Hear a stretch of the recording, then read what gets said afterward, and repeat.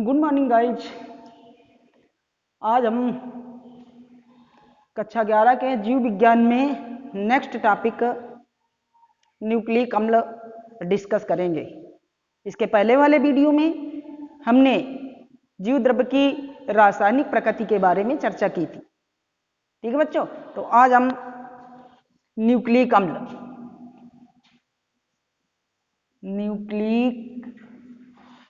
अम्ल के बारे में चर्चा करेंगे।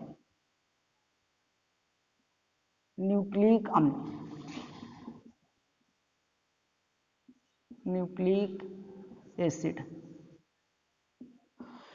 न्यूक्लिक अम्ल। तो बच्चों, न्यूक्लिक अम्ल जो होता है, हाँ पहले तो ये समझे न्यूक्लिक अम्ल जैसा कि इसका नाम है न्यूक्लिक, ये न्यूक्लिन और प्लस एसिड से मिलकर बना है। न्यूक्लिन मीन्स होता है न्यूक्लियस। न्यूक्लिन मीन्स क्या होता है बच्चों? न्यूक्लियस, यानी केंद्रक में पाए जाने वाले अम्ल को न्यूक्लिक अम्ल कहते हैं, या केंद्रक में पाए जाने वाली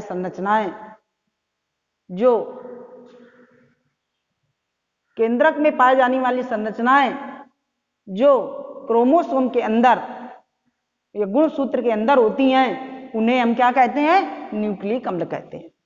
तो न्यूक्लिक अम्ल होते हैं बच्चों ये कार्बन,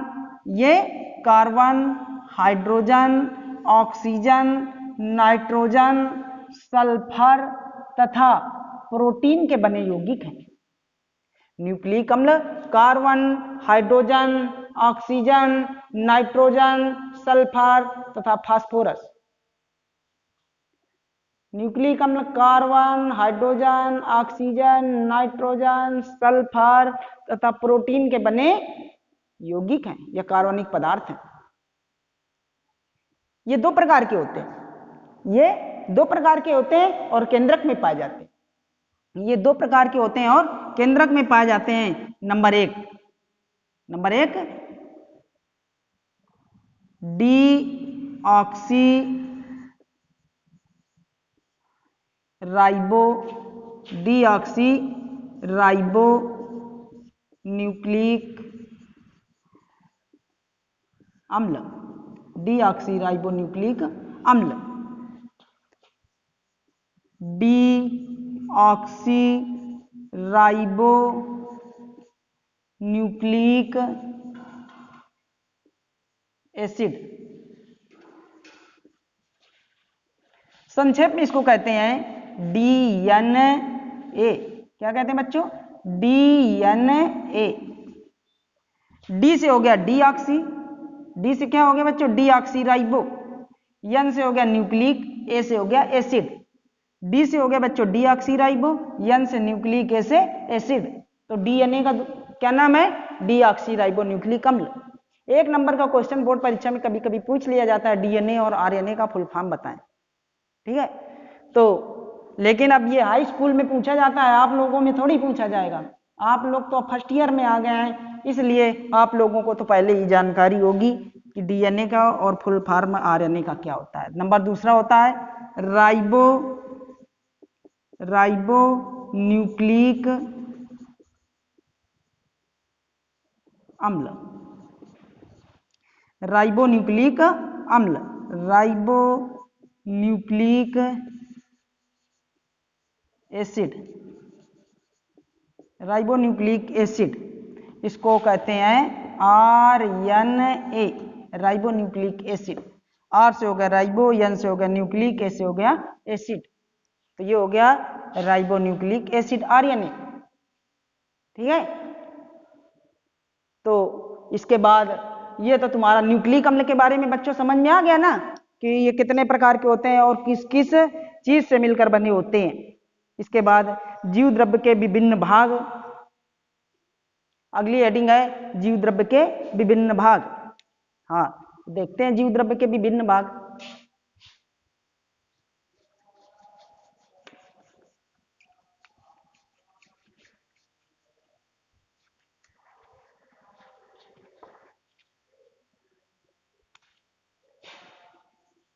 जीव द्रव्य के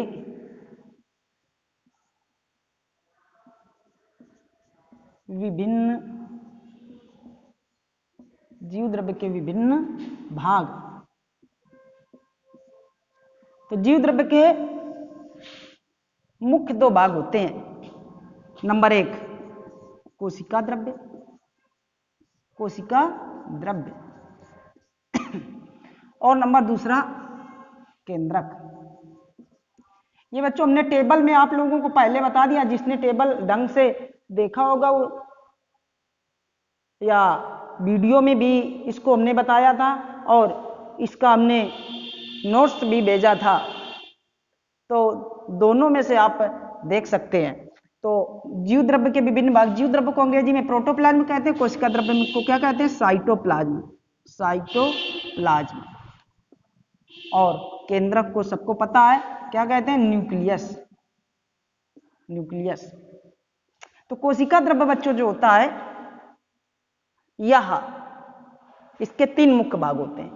जीव द्रव्य के भाग कितने होते हैं पूरे, जीव द्रव्य के मुख्य दो भाग होते हैं, नंबर एक कोशिका द्रव्य, नंबर दूसरा केंद्रक। तो चलो पहले चाहे केंद्रक की बात कर लेते हैं। केंद्रक तो डायग्राम बना के बताते हैं पहले।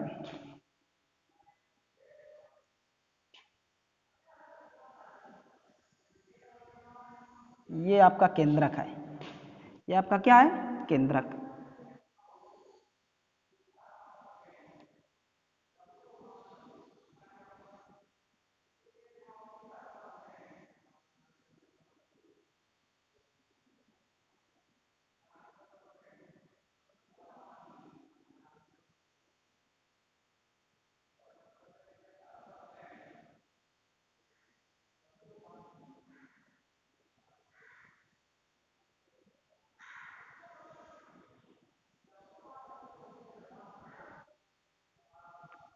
ये बच्चों केंद्रक कला, इसको क्या कहते हैं, केंद्रक कला।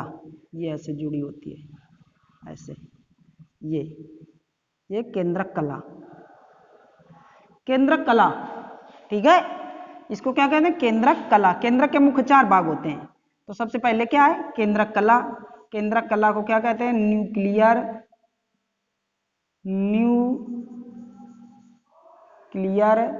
मेम्ब्रेन, न्यूक्लियर मेम्ब्रेन, ठीक है बच्चों। पहला हो गया केंद्रक का भाग, क्या हो गया, केंद्रक कला। नंबर दूसरा, इसके अंदर एक लिक्विड पाया जाता है, एक तरल पाया जाता है, जिसमें केंद्रक के अंदर पाए जाने वाले अन्य सभी कोशिकांग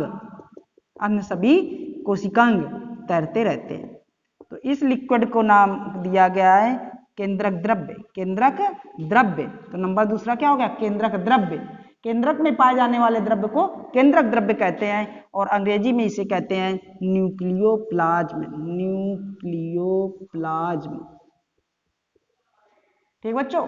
तो एक हो गया न्यूक्लियर मेम्ब्रेन, नंबर दूसरा हो गया न्यूक्लियोप्लाज्म, और नंबर तीसरा, इसके अंदर एक जाले के तरह इस तरह संरचना पाई जाती है, इस तरह, जिसे क्रोमैटिन थ्रेड्स कहते हैं। जिन्हें क्या कहते हैं बच्चों,